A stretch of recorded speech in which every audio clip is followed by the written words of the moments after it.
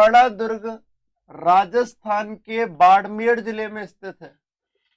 सिवाड़ा दुर्ग राजस्थान के बाड़मेर जिले में स्थित है। भाई रे भाई, गुड मॉर्निंग।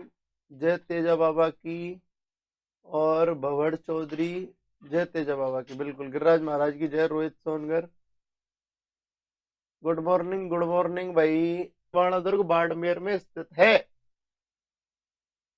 तो सिवाड़ा दुर्ग की बात करें दोस्तों अपन, सिवाड़ा दुर्ग का सबसे पहले देखेंगे अपन निर्माता। ठीक है, निर्माता। फिर देखेंगे सिवाड़ा दुर्ग किस पहाड़ी पर बना हुआ है। फिर क्या देखेंगे दोस्तों अपन, सिवाड़ा दुर्ग किस पहाड़ी पर बना हुआ है। आगे देखेंगे अपन दोस्तों, आगे देखेंगे दोस्तों अपन सिवाड़ा दुर्ग किस श्रेणी में आता है। लो साहब, फिर श्रेणियां देख लेंगे सिवाड़ा दुर्ग की। फिर अपन देखेंगे सिवाड़ा दुर्ग के उपनाम क्या है। फिर अपन उपनाम देख लेंगे। इसके अलावा भी अपन बात कर ले सिवाड़ा दुर्ग की। दोस्तों, सिवाड़ा दुर्ग में दो साके हुए। सिवाड़ा दुर्ग में दो साके हुए, वो कैसे कैसे हुए वो देख लेंगे। आगे भी अपन बात कर ले दोस्तों नेक्स्ट पॉइंट की, थोड़ा सा आगे और बढ़ जाए तो आगे अपन देखते हैं। उपनाम देख लिया, ओके।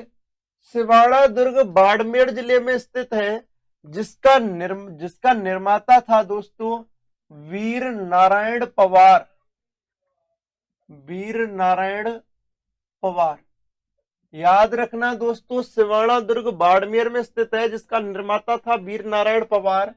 और वीर नारायण पवार ने इसका निर्माण, सिवाड़ा दुर्ग का निर्माण कब करवाया था? 10वीं शताब्दी में।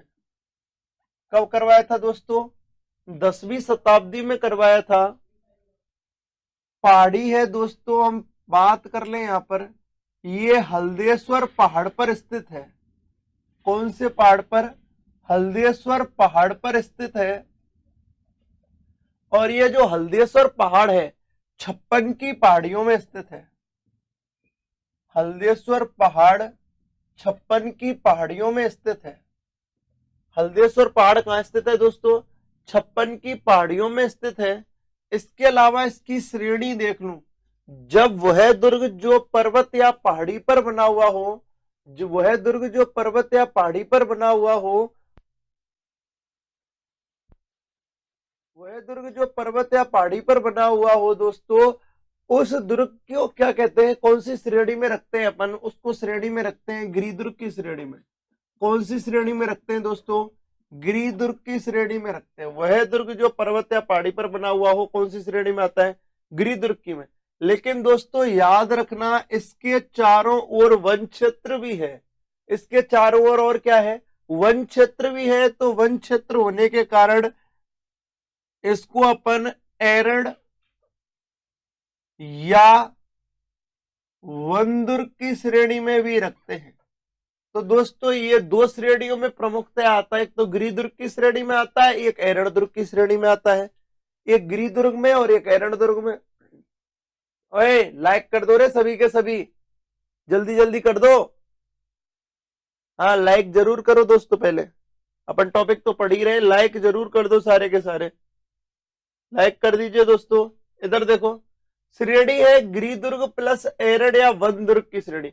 गिरिदुर्ग वह दुर्ग जो पर्वत या पहाड़ी पर बना हुआ हो। वन दुर्ग और एरड़ दुर्ग का मतलब यह वह दुर्ग जो चारों ओर से पेड़ पौधों से या जंगलीय क्षेत्र से घिरा हो।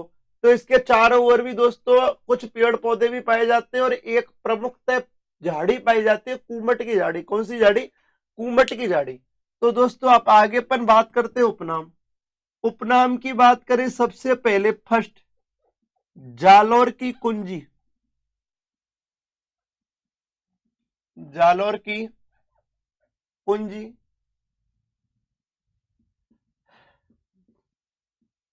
मारवाड़ राजाओं की शरण स्थली। मारवाड़ राजाओं की शरण स्थली। मारवाड़ राजाओं की शरण स्थली, जालौर की कुंजी मारवाड़ राजाओं की शरण स्थली, और मैं कह दूं खैराबाद। मैं क्या कह दूं इसको एक और बार, खैराबाद। दोस्तों ये जो खैराबाद नाम है वो इसको दिया अलाउद्दीन खिलजी ने। किसने दिया था दोस्तों? अलाउद्दीन खिलजी ने। याद रखना 1308 ईस्वी में एके ने कहा, यानी कि सिवाड़ा दुर्ग का नाम बदलकर, सिवाड़ा दुर्ग का नाम बदलकर, बबर चौधरी जी पुरानी क्लास से देख लो, अब डिस्टर्ब मत करो, पुरानी क्लासों में सब कुछ बता रखा है मैंने, देख लो आप मीणा जनजाति खोल के एक बार।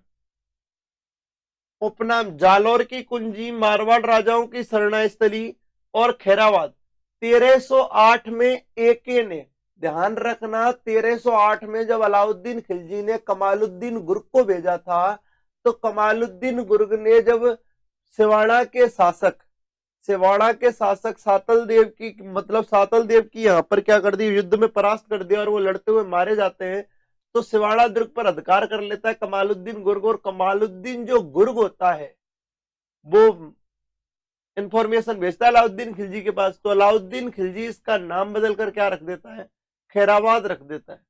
आगे अपन बात करें दोस्तों, दो साके हुए। नंबर 1 1308 ईस्वी में हुआ, कल्ला रायमलोत ने किया, सॉरी सातल देव के नेतृत्व में हुआ, सातल देव के नेतृत्व में हुआ। और किसके विरुद्ध हुआ? एके मतलब अलाउद्दीन खिलजी के। दूसरा दोस्तों 1587 में हुआ,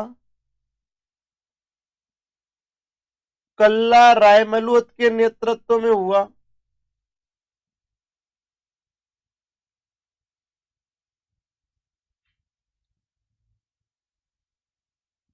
और किसके विरुद्ध हुआ?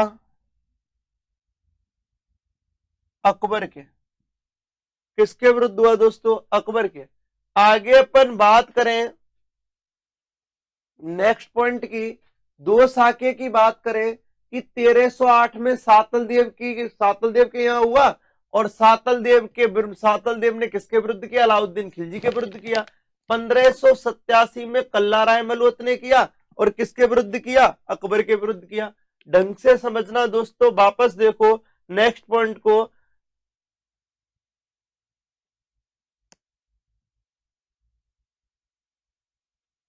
सीताराम जी इस टॉपिक को मैं कराऊंगा, महिलाओं का जो भी है रोल है राजस्थान में उसको मैं कराऊंगा।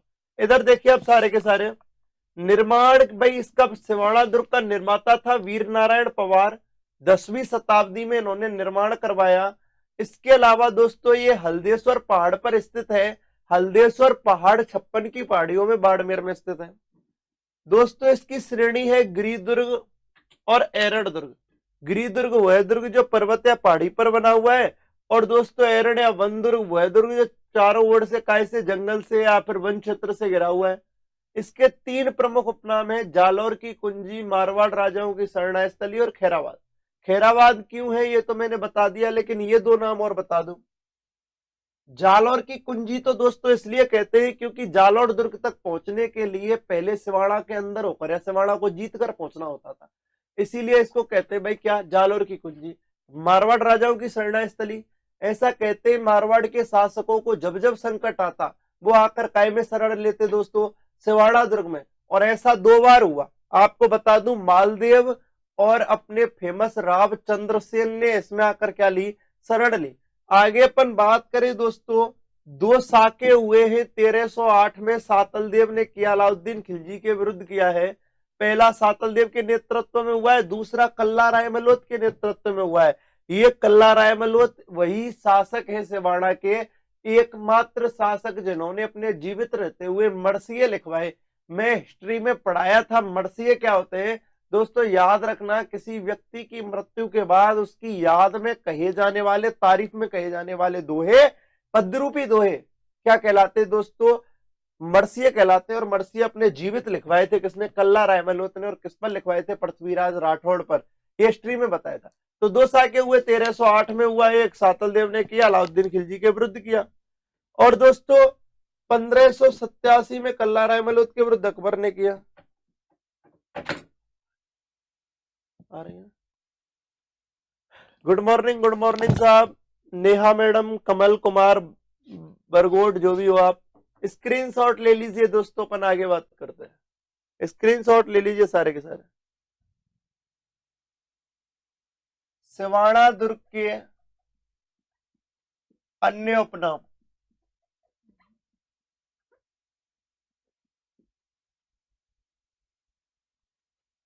एक तो कुमटगढ़,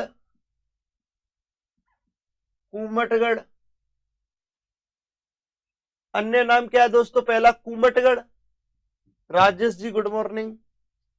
दूसरा क्या है दोस्तों, रायमलोत का थड़ा, रायमलोत का थड़ा। सिवाड़ा दुर्ग के दो अन्य उपनाम दोस्तों, दो अन्य उपनामों में अपन बात कर लें। एक तो कुमटगढ़, एक दूसरा है रायमलोत का थड़ा। पुष्पिंदर खटाना जी, ये क्लास स्टार्ट हो जाती है सुबह 7 बजे। कुमटगढ़ और रायमलोत का थड़ा अन्य उपनाम है इसके, सिवाना दुर्ग के। इसके अलावा भी दोस्तों अपन बात कर ले सिवाना दुर्ग के बारे में। सिवाना दुर्ग में शरण ली मुख्यतया मालदेव, और दूसरा रावचंद्र सेन ने। याद रखना दोस्तों, मारवाड़ के शासकों पर जब भी कोई समस्या आती तब वो कहां पर शरण लेते, सिवाना दुर्ग में। दोस्तों एक बड़ी शिकायत रही है मुझे आपसे, आप लोग लाइक क्यों नहीं करते, लाइक क्लास देखते रहते हो। शरण ली मालदेव ने और रावचंद्र सेन ने। इसके अलावा भी अपन बात करें दोस्तों नेक्स्ट पॉइंट की, तो यहां पर शरण तो ले ली, कुमटगढ़ भी कह लिया, क्योंकि कुमट की झाड़ियों से घिरा हुआ है, कुमट की झाड़ियों की अधिकता है यहां पर।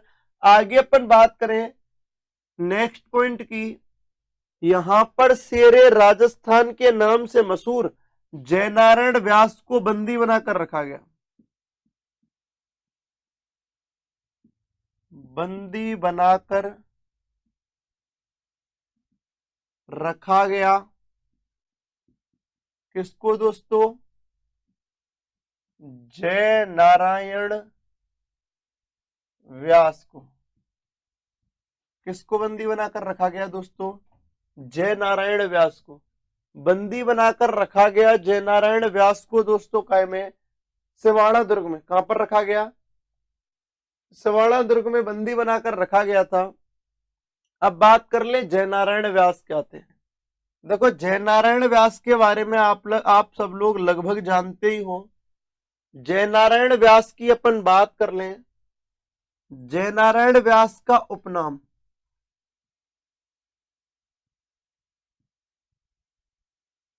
शेर ए राजस्थान।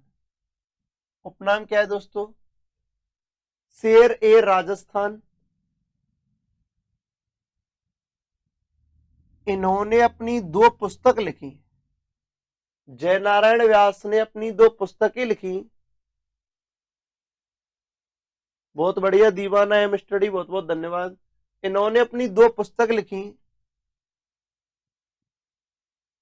मारवाड़ की अवस्था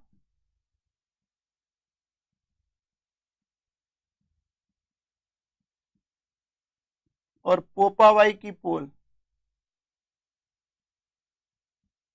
पोपावाई की पोल, मारवाड़ की अवस्था और पोपावाई की पोल नामक प्रमुखतया 2 पुस्तक लिखी किसने, जय नारायण व्यास ने। बिल्कुल नेहा अग्रवाल जी, बिल्कुल राजस्थान के दुर्ग, राजस्थान की संस्कृति काय में है, रीट में है। इधर देखिए दोस्तों, जयनारायण व्यास का उपनाम शेरे राजस्थान